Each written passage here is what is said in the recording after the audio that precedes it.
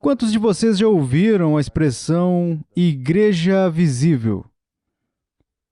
E, inversamente, usamos o termo igreja invisível. Você já ouviu isso?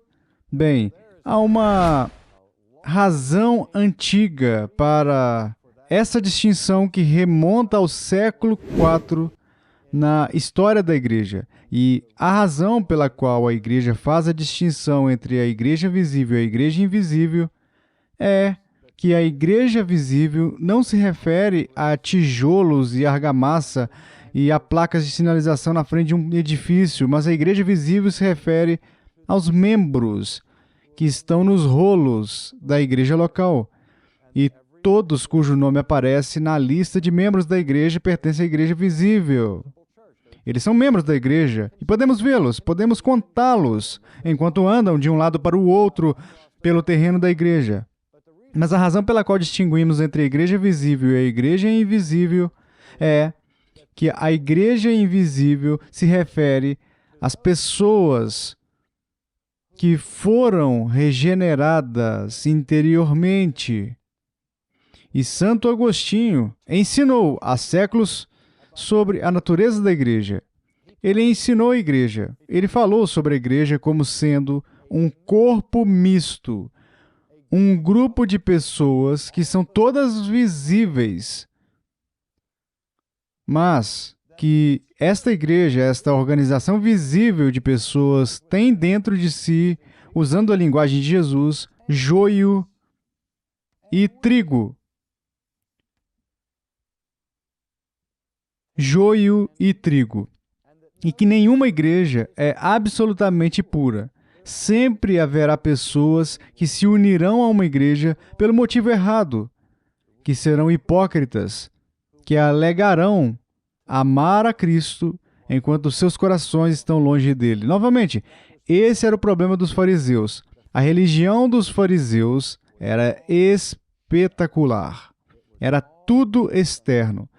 Eles oravam nas ruas onde todos podiam ver. Jesus disse o quê? Quando orardes, não sereis como os hipócritas que ficam em pé e fazem longas orações nos cantos das praças para serem vistos dos homens, para que as pessoas digam, como eles são piedosos.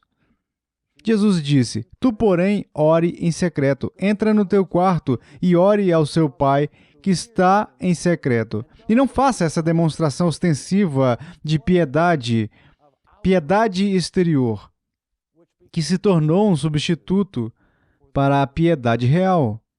E assim, o que a Bíblia diz, como mencionei da última vez, é que o coração de um ser humano é invisível para nós, mas não para Deus. Então, eu não sei quem nasceu de novo e quem não nasceu de novo. Somente Deus pode examinar as câmaras secretas do coração humano.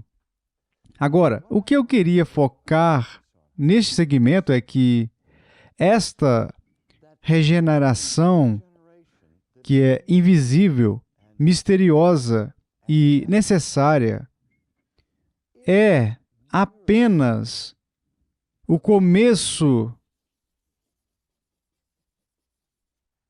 da vida cristã. É o primeiro ponto, o primeiro passo na experiência total de redenção pela qual Deus nos faz passar. Ora, digo isso por esta razão. Quando as pessoas dizem que nasceram de novo, pensam que o seu renascimento é a mesma coisa que a sua nova vida. O Novo Testamento diz o quê? Que a pessoa que está em Cristo é uma nova criatura. Ele é uma criação totalmente nova. As coisas antigas já passaram. E o quê? Eis que se fizeram novas. Então você é uma nova pessoa, uma nova criação. E isso significa que você tem uma nova vida. Mas a nova vida não é a mesma coisa que o novo nascimento. Deixe-me dizer isso de novo. A nova vida que você desfruta não é a mesma coisa que o novo nascimento. A nova vida é o resultado do novo nascimento, assim como, sabe, todo ano, um dia por ano, você comemora o seu aniversário. Você pode comemorar o seu aniversário todos os anos, você pode comemorar o seu aniversário biológico todos os anos, mas não nasce todos os anos. O nascimento acontece uma vez e indica o início ou o seu ponto de entrada como pessoa neste mundo, como um organismo independente. E assim, fazemos essa distinção entre o início e depois a vida que flui desse início, tanto em termos de nascimento natural como de nascimento sobrenatural, que é o que estamos descrevendo em termos de regeneração. Agora, lembro-me de quando me tornei cristão. Uau! Como eu me identificava com essa passagem. Se alguém está em Cristo, é nova criatura. Eu fui uma daquelas pessoas que teve uma conversão muito repentina e dramática. E uma palavra de cautela aqui, vou elaborar isso mais detalhadamente mais tarde. Mas há um grande perigo de pegarmos nossa experiência e querermos fazer dela um teste para a experiência de todos os outros. Se a minha experiência de conversão foi repentina e dramática, e eu reagi de determinada maneira, tendo a desconfiar de pessoas cuja experiência de conversão seja diferente da minha, não é mesmo? As pessoas que têm uma experiência instantânea de conversão querem exigir isso de todos e começam a questionar as pessoas que dizem: bem, eu sou cristão desde que me lembro, ou me tornei cristão quando tinha 4 anos de idade, ou meio que gradualmente entrei na fé cristã. Pessoas do tipo conversão repentina começam a olhar de soslaio para essas pessoas e se perguntam se elas são realmente convertidas. Por outro lado, as pessoas que tiveram uma formação gradual e prolongada, onde não conseguem identificar o dia e a hora em que se tornaram cristãos, se perguntam sobre a estabilidade mental dessas pessoas que andam por aí e dizem: ei, eu estava andando descendo a rua e bang, fui atingido pelo Espírito Santo. Como eu disse, falaremos mais sobre isso mais tarde. Mas não confundamos a vida cristã, a nova vida cristã, com o início dessa vida. Como eu disse, me identifico com a passagem: se alguém está em Cristo, é nova criatura. Todas as coisas se fizeram novas. E o que me lembro são os primeiros 2 meses da minha experiência cristã, minha vida espiritual foi assim. Eu estava em uma montanha russa emocional. Quer dizer, passei do êxtase espiritual para uma profunda depressão espiritual. Eu estava tipo...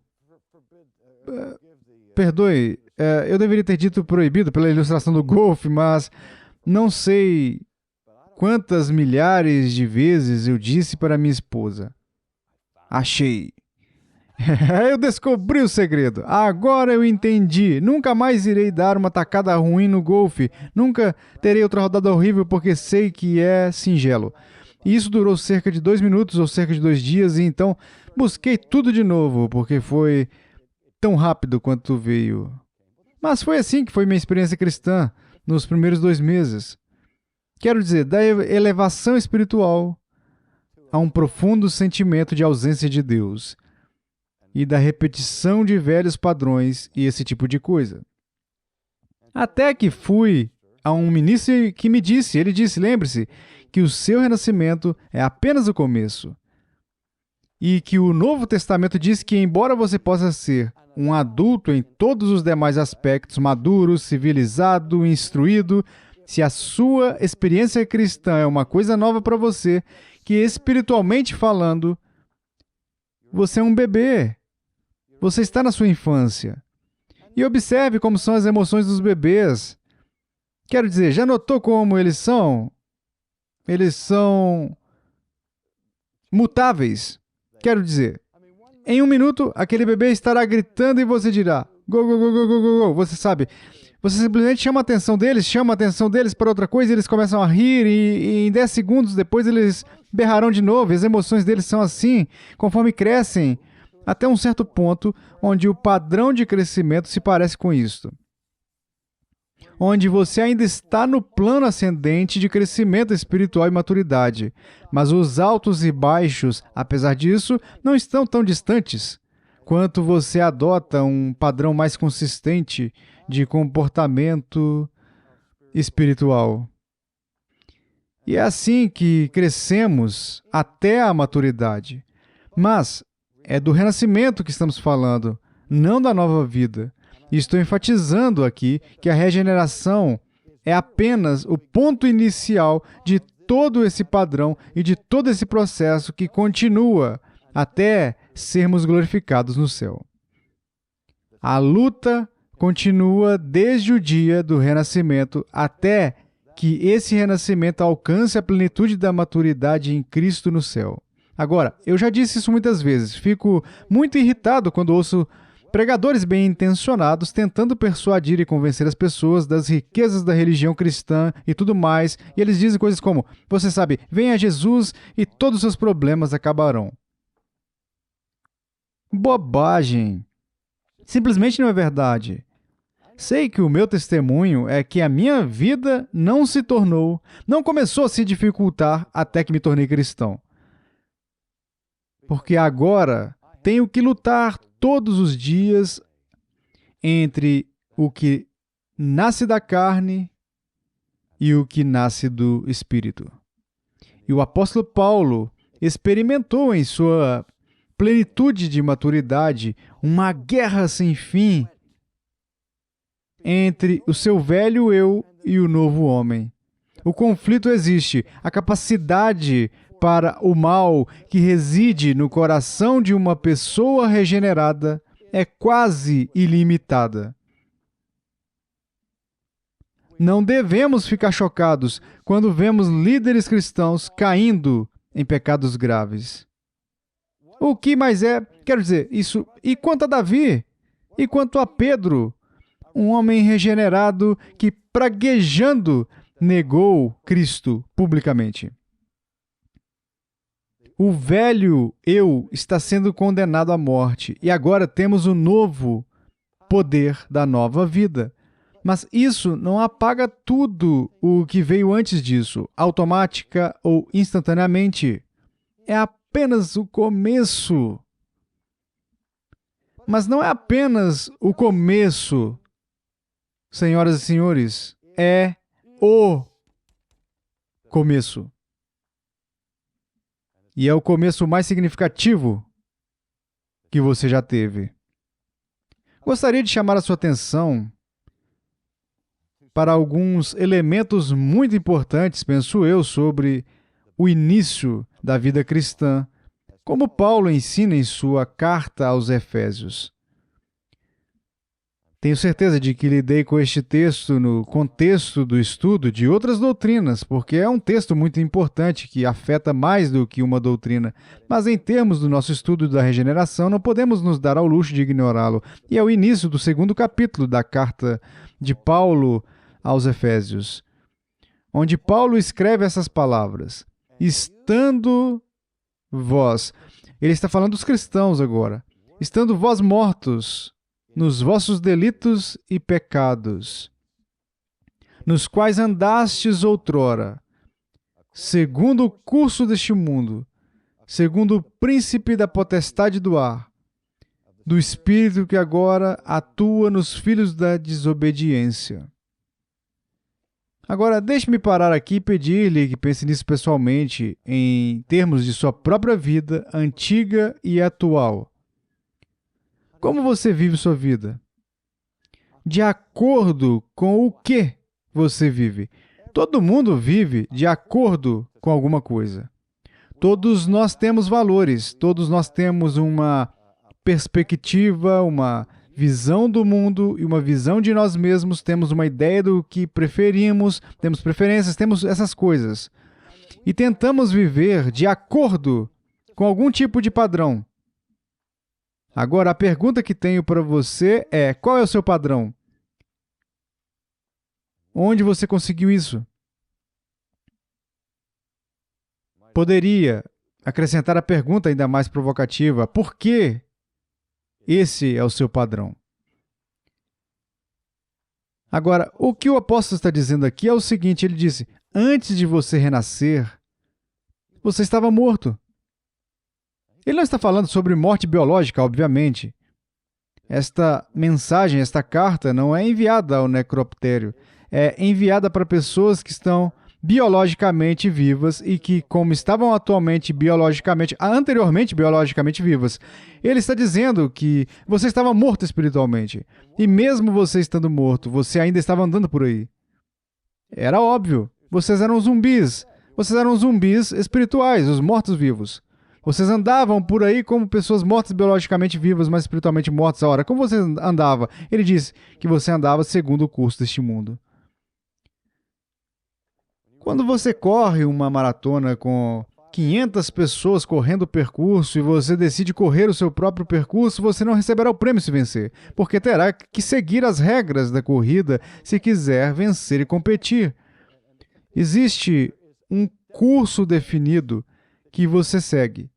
Ora, o que o apóstolo está dizendo é que você vivia sua vida segundo um curso que foi estabelecido para você por este mundo. Quão escravizados somos ao imitar o sistema de valores dos nossos pares.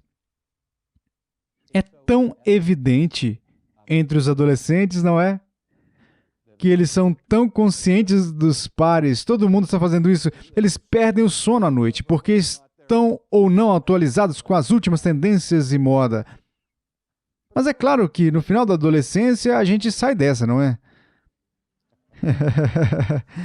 Você sabe melhor que isso, que as pessoas ainda estão conscientes das bandeiras que delimitam o curso deste mundo. E Paulo diz que antes de uma pessoa ser regenerada, é assim que ela vive. Eles vivem segundo o curso do mundo. E não só isso, mas segundo o príncipe da potestade do ar, do espírito que agora está atuando nos filhos da desobediência, entre os quais, diz Paulo, também todos nós andamos outrora, segundo as inclinações da nossa carne, fazendo a vontade da carne e dos pensamentos, e éramos, por natureza, filhos da ira, como também os demais. Esta é uma das descrições mais gráficas e detalhadas do estado moribundo, entorpecido e mortal de uma pessoa não regenerada que encontramos nas Escrituras. Eles estão vivos, mas estão caminhando segundo um curso estabelecido pelo mundo, sob a influência do inimigo, vivendo uma vida que se caracteriza pela satisfação das concupiscências da carne e dos desejos da carne e da mente. E Paulo disse que esse não é o modo ou o comportamento que se encontra entre os criminosos numa prisão ou entre as pessoas mais radicalmente perversas numa determinada sociedade. Ele está falando sobre cristãos. Ele diz que era assim que você vivia. Na verdade, é assim que todos viveram. Todos viveram. Sem exceção. Que o mundo inteiro vive normal e naturalmente segundo esse curso decaído. Antigamente, todos vocês viviam nas concupiscências da carne e éramos, por natureza, filhos da ira, assim como os demais. Ora, Paulo não está dizendo nada diferente aqui que Jesus não diga repetidamente em seu próprio ensino. Mas é a próxima palavra que nos leva à regeneração. É a palavra pela qual grito, é a palavra que me deixa animado, é a palavra que tenho em meu escritório e tenho em casa e a mantenho em mente, a única palavra que capta e encapsula toda a mensagem de redenção. Mas Deus, sendo rico em misericórdia, por causa do grande amor com que nos amou, e estando nós mortos em nossos delitos, nos deu vida juntamente com Cristo. Aqui, a palavra do apóstolo para o que Jesus chamou de renascimento espiritual é a palavra vivificado. Agora, vivificado, ou acelerar biblicamente, não significa fazer alguém correr mais rápido. Acelerar, vivificar, significa tornar vivo. Vocês, mulheres, que em algum momento de sua vida vivenciaram o parto e a gravidez, lembram-se da experiência que chamamos de aceleração, quando sentiram pela primeira vez aquela vida que estava surgindo e crescendo dentro de vocês. Dizemos no Credo dos Apóstolos que quando Jesus voltar, ele julgará os vivos e os mortos. Não diz os rápidos e os lentos, mas ele diz os vivos e os mortos. O contraste existe entre aqueles que estão vivos e aqueles que estão mortos. E é esse o contraste que o apóstolo está pintando aqui. Uma vez que você estava morto e Deus te vivificou, Deus te fez viver, Ele tirou você desse estado de morte. E é isso que chamamos de regeneração. É o começo de uma nova vida. E é algo que é realizado, queridos amigos, por Deus. E somente por Deus. Um homem morto não pode ressuscitar dentre os mortos. O único caminho, o único poder sobre a morte que conheço no universo é o poder de Deus. Somente Deus pode tirar algo do nada e tirar vida da morte. Uma pessoa morta não pode fazer nada além de permanecer morta. Mas Deus, sendo rico em misericórdia, para que a sua aceleração, vivificação, aquele primeiro passo que o trouxe para uma vida totalmente nova e fez de você uma nova criatura, foi realizado por um ato criativo do Deus Todo-Poderoso. Cerca de um mês atrás, fui convidado para pregar em um grupo de homens em Jackson, Mississippi. E, à medida que se aproximava o dia daquela ocasião específica, os apoiadores me deram uma pista de que o que eles queriam de mim não era o tipo normal de discurso educacional que estou comprometido a dar, mas o que eles queriam era evangelismo. Eles queriam que eu desse uma mensagem evangelística. Ouça isto, seguido de um apelo ao compromisso. Se você quisesse ver um orador experimentando um terror delirante, era quem?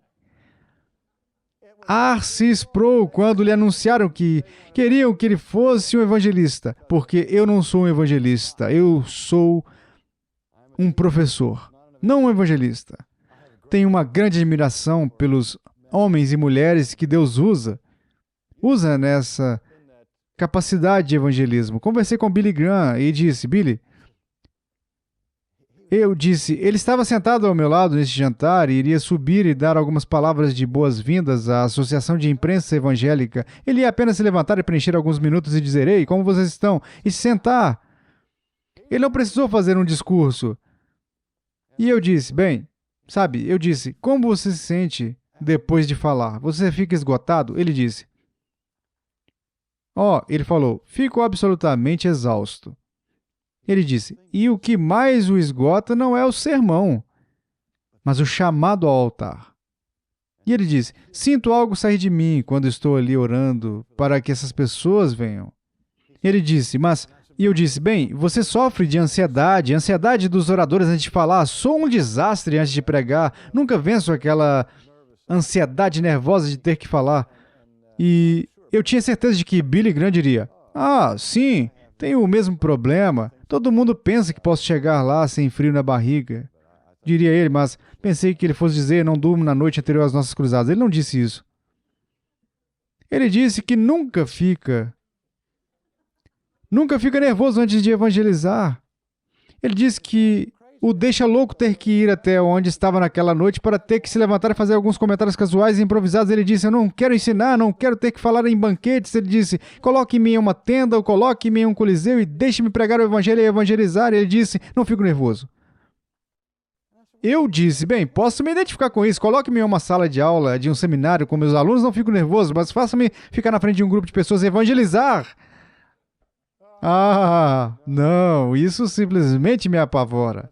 Mas foi isso que esses homens fizeram comigo. Eles colocaram isso em mim depois que eu disse que falaria, sem saber que era evangelismo. Eu tive que ligar para essas pessoas. Eu disse, gente, vocês ligaram para o cara errado. Eu disse, Deus abençoa meu ensino, mas sempre que tento pregar evangelisticamente, sabe, se eu disser que você veio de ônibus, ele vai esperar. Se eu esperar, o ônibus sai. Ninguém respondeu. E eu disse, é quase como se Deus sussurrasse para mim e dissesse, ei, esse não é o seu dom. Mas eu preguei sobre isso. E fiz esse chamado ao compromisso. E não havia multidões e milhares de pessoas. Mas, surpreendentemente,